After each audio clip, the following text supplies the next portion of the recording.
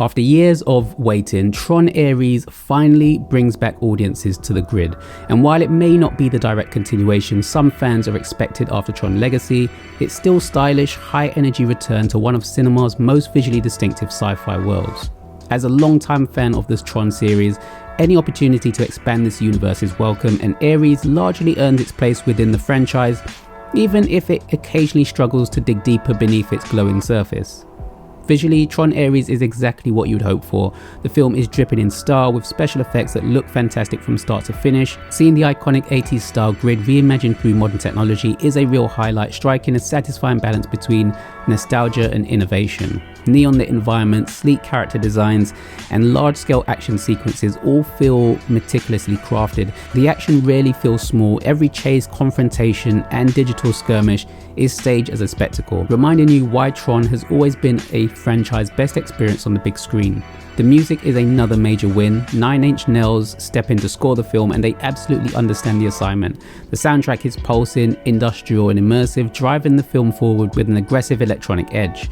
While Daft Punk's Tron Legacy score remains iconic, 9 Inch Nails managed to echo that legacy without simply copying it, delivering tracks that feel at home in this universe while carving out their own identity. The music elevates many of the film's coolest moments and helps maintain momentum even when the narrative falls a bit short.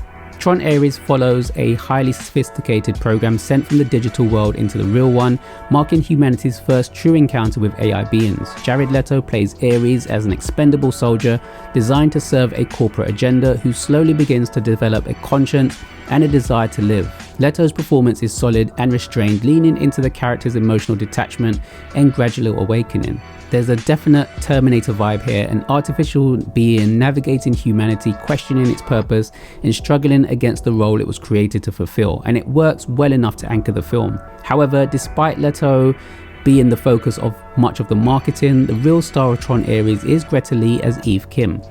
As the CEO of Encom, she carries surprising emotional and thematic weight, attempting to bridge the gap between human ambition and digital consequence.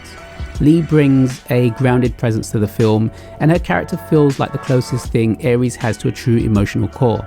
Her performance adds texture to a story that otherwise risks being lost in its own spectacle. That said, Tron Ares doesn't fully capitalize on its most interesting parts. The film flirts with compelling themes about weaponized technology, corporate greed, and humanity's tendency to exploit innovation, but it rarely commits to exploring them in depth. There are moments where it feels like the story is setting something up profound, only to pivot back toward another action set piece.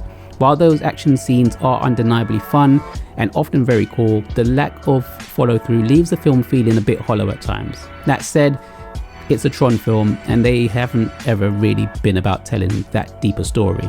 Fans of Tron Legacy may also feel some frustration. Ares taps heavily into nostalgia, visually and tonally, but it doesn't strongly build on the narrative threads left behind by its predecessor. Instead, it feels more like a sidestep than a true sequel, expanding the world rather than continuing its most intriguing ideas. Still, the film wisely leaves the door open for a follow-up, and if future installments can meaningfully build on the foundation, there's real potential here. In the end, Tron Ares is a stylish, visually impressive sci-fi blockbuster filled with cool moments, a fantastic soundtrack, and action that always feels like an event.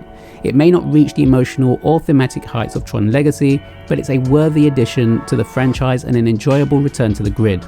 For fans of Tron, this is bio-digital jazz, neon-soaked sci-fi, and high-concept spectacle. This is a ride worth taking, and hopefully not the last time we'll be jacked back in. Tron Ares is out now on Disney+. Have you seen it, and what did you think about it? Let me know your thoughts in the comments below. Thank you to you all, as always, for watching, and until next time.